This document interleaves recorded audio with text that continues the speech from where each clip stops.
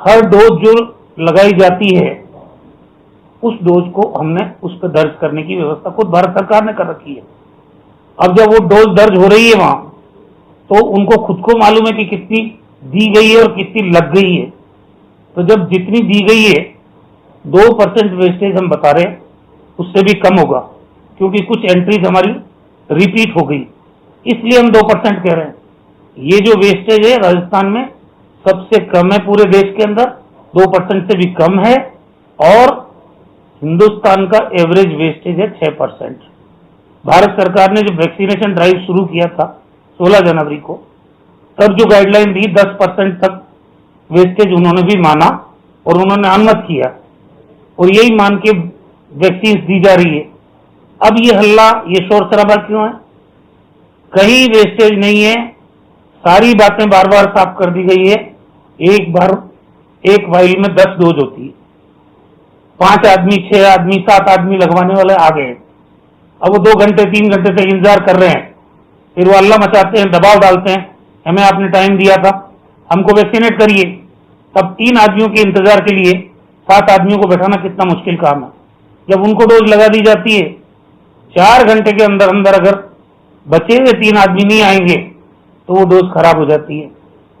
और जहां तक डिस्पोजल की बात है, येलो बैग में इसका डिस्पोजल भारत सरकार ने एक गाइडलाइन जारी की है, किस तरह से येलो बैग में आप रखेंगे, जिसको डस्टबिन बता के लोग प्रचारित कर रहे हैं। वो डस्टबिन नहीं है, क्लोजअप है वो, उस येलो बैग का क्लोजअप है वो। और हमने कहा कि ये येलो बैग में रखना भारत सरकार ने मैंडेटरी किया है। उसके बाद उसको 1% सोडियम हाइपोक्लोराइड उससे वो करते हैं, बॉयल करते हैं। कई तरह के प्रोटोकॉल उन्होंने बताए। उसमें एक ये भी है कि जहां आपके पास व्यवस्था नहीं हो, आप गड्ढे में गाड़ सकते हो इनको, उसका फोटो दिया है बाकायदा, भारत सरकार का सर्कुलर हर राज्य के पास है। अब इसको सेंसिटाइज करना कि यहाँ तो गड्ढे में गाड़ दी, अरे भाई हम अपनी मर्जी से नहीं कर रहे, ये भारत सरकार की गाइडलाइन है, उसके तहत कर रहे हैं।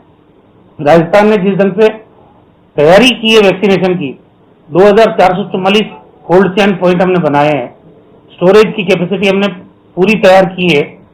हमने एक दिन में 5,81,000 लोगों को वैक्सीन भी दी है, और हमारी तैयारी 7 लाख वैक्सीन पर डे देने की है। सवाल यह है वैक्सीन तो मिले।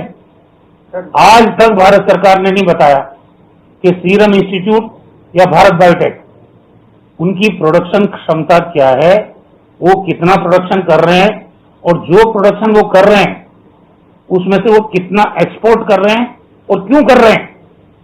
दूसरी बात, 45 साल से ऊपर के एज ग्रुप के जो वैक्सीन भारत सरकार दे रही है, उस बची हुई वैक्सीन में से कितना तो उसके लिए जा रहा है, और जो राज्यों पे भार डाला आर्थिक 18 से 44 साल की उम्र के बीच के लोगों का, उसके लिए भारत सरकार के पास कितनी वैक्सीन है। अब ये टाइम बाउंड होता है वैक्सीनेशन का प्रोग्राम, साल भर 2 साल तक थोड़ी चलेगा। इसके लिए आपके पास बम्पर स्टॉक होना चाहिए वैक्सीन का।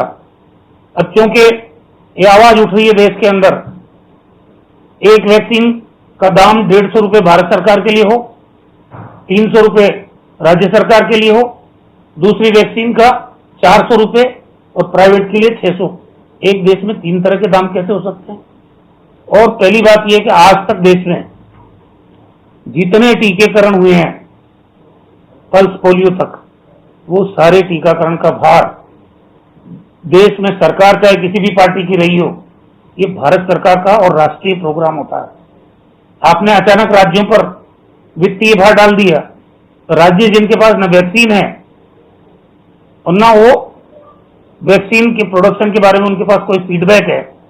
अब आप बताइए 18 से 44 साल की एज ग्रुप के लिए 3,000 करोड़ का अचानक बर्डन राजस्थान ने एक्सेप्ट किया, उसके बावजूद टुकड़ों में हमको वैक्सीन मिल रही है। बेनिफिशियरी है 3 करोड़ 25 लाख इस एज ग्रुप के, डबल डोज मिलाओगे 6.5 करोड़ और वेस्टेज मिलाओगे 6.75 करोड़ डोज चाहिए, मिली कितनी है? 15-16 लाख। कैसे वैक्सीनेट करें लोगों को? सर ये 18 से 45 साल का खर्चा भारत सरकार को करना चाहिए सर। बिल्कुल करना चाहिए, और इसीलिए विचलित हो रही है भारत सरकार, जगह जगह आलोचना हो रही है। सुप्रीम कोर्ट टिप्पणी कर रहा है, एक देश में 3 तरह की कैसे कीमत हो सकती है, और ये जो वैक्सीनेशन का काम है ये भारत सरकार को करना चाहिए। ये टिप्पणियां सुप्रीम कोर्ट कर रही है, इनसे विचलित होकर वो कांग्रेस शासित राज्यों पर निशाना बनाने की रणनीति के तहत ये जो